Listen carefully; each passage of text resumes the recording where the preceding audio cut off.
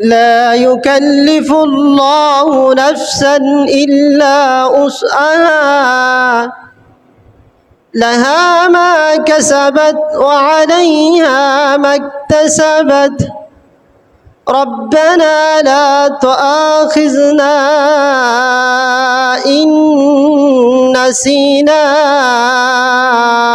أو أخطأنا ربنا ولا تحمل علينا إصرا كما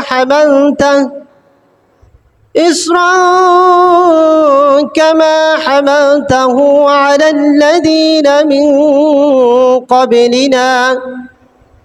ربنا ولا تحملنا ما لا طاقة لنا به واعف عنا واغفر لنا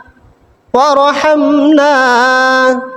أنت مولانا فانصرنا